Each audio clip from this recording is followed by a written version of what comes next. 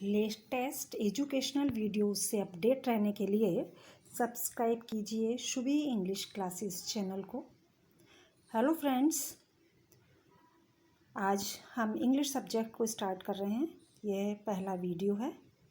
इसमें हम spelling studies करेंगे और बहुत ही इजी वे में स्पेलिंग्स के बारे में शुरुआत करेंगे कि स्पेलिंग्स कैसे बनाई जाती हैं। तो आओ स्टडी स्टार्ट करते हैं। इंग्लिश में 26 लेटर्स होते हैं।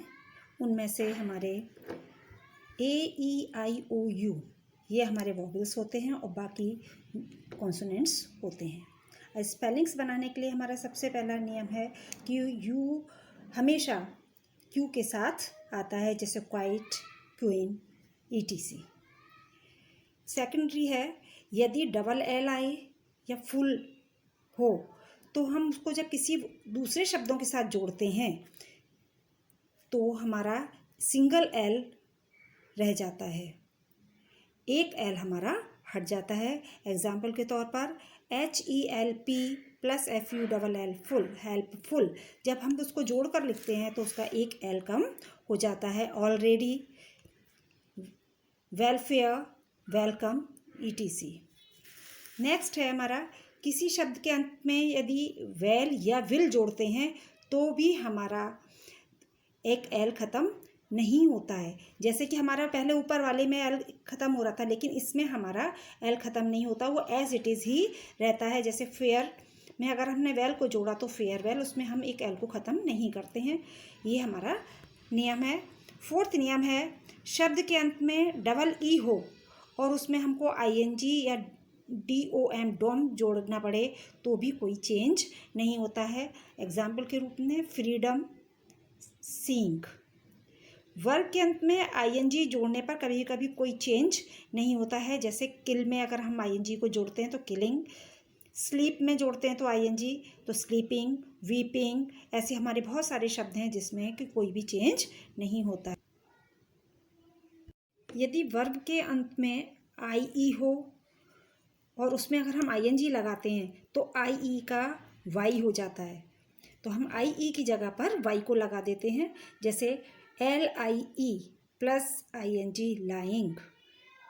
टाई में TIE plus ING tying, dying. ऐसे हमारे बहुत सारे शब्द हैं जो इस तरीके से ही बनते हैं। 6th नंबर है हमारा, वर्ब के अंतिम अक्षर WRY को छोड़ दें हम तो उसके पहले अगर वॉवेल होता है तो हम उसमें ING या ED लगाते हैं तो जो लास्ट का वर्ड होता है वो हमारा डबल हो जाता है। जैसे कट में हमने ING लगाया तो टी हमारा कॉन्सोनेंट है, उससे पहले हमारा वॉवेल है, तो वॉवेल होने पर हमारा जो कॉन्सोनेंट है वो डबल हो जाएगा। तो कटिंग।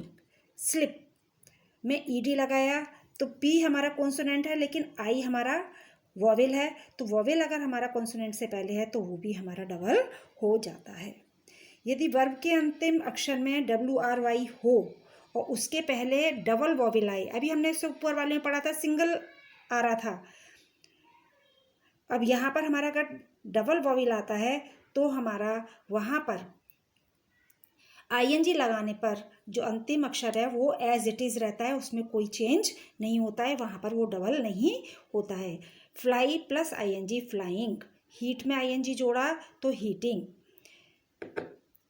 यदि अंतिम अक्षर हमारा E है और उसके जो साउंड आ रही है वो साउंड E की नहीं आ रही है, जैसे कम, होप, तो इसमें हमारी पा की आवाज़ आ रही है, कम M की आवाज़ आ रही है, E का साउंड आ ही नहीं रही है। जब किसी शब्द में उस शब्द की साउंड E लगने पर अगर उसकी साउंड प्रोड्यूस नहीं हो रही है, प्रोनाउंसिएशन करने पर उसकी साउंड नहीं आती है, तो हम उस E को हटा देते हैं और ING लगा देते हैं। तो कम में जब ING को जोड़ेंगे तो हमारा ING लगाने पर E वहाँ से हट जाता है, उसको हम ड्रॉप कर देते हैं। नेक्स्ट नियम है, यदि किसी शब्द में I और E मिलकर बड़ी E की आवाज़ आती है, जो उनके जो जब हम साउंड करते हैं तो जो साउंड प्रोड्यूस होती है वो बड़ी E की तरीके से होती है, जैसे ई की आवाज़ प्रोड्यूस करते हैं या साउंड प्रोड्यूस करते हैं तो आई पहले आएगा, ई बाद में आएगा। एग्जाम्पल के लिए niece, believe, relieve, ETC। 10th rule है हमारा कि शब्द के अंत में ATE हो और हमको नाउन बनाना है उसका, तो नाउन बनाने में हम ई का स्थान पर ION लगा देते हैं। जब हम नाउन बनाते हैं किसी शब्द का तो हम ई आने पर उस ई को हटा देते हैं और ION का यूज़ कर देते हैं। जैसे एजुकेट का एजुकेशन, ई हट गया, ई हटने के स्थान पर हमारा ION हो गया। Translate, translation. अब प्लूरल्स कैसे बनाए जाते हैं? अब नेक्स्ट है हमारा प्लूरल बनाने के नियम।